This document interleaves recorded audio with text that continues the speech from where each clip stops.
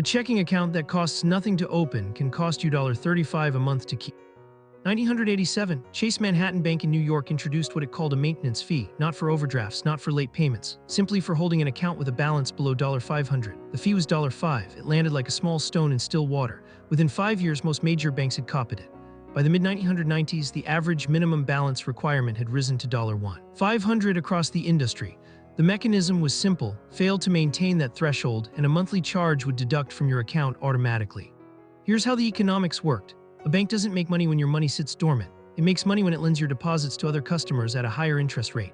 That spread the gap between what they pay you and what they charge borrowers is their core profit. A $500 account generates almost no lending opportunity.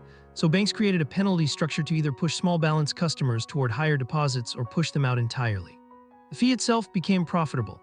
A bank with 2 million accounts, even if only 10% fall below minimum, generates $12 million annually from a $5 fee. That's revenue with zero lending risk. The customer bears all the friction tracking the balance, making deposits just to avoid the charge, or switching banks entirely.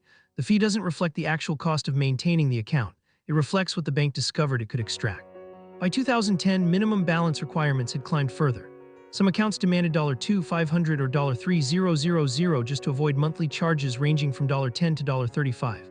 This created a mathematical trap. The poorest customers, those least able to maintain large balances, paid the highest effective tax on their money. A person with $300 in savings lost $60 annually to fees. That's 20% of their balance gone to a fee structure that the account's actual operational costs didn't justify. The regulatory response came slowly. The 2010 Dodd-Frank Act didn't ban the fees, it required transparency. Banks had to disclose minimums clearly before account opening. But disclosure alone doesn't change behavior when the alternative is having no bank account at all. Many customers accepted the fees as inevitable. Others moved to online banks, which operated with lower overhead and could afford to waive minimums entirely. The market began to shift.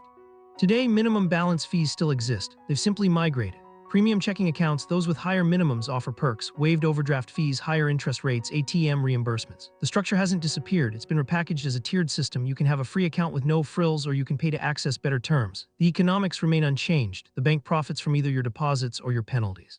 What matters is understanding the mechanism. A minimum balance fee isn't a service charge. It's a business decision made by the bank to optimize its customer base and revenue streams.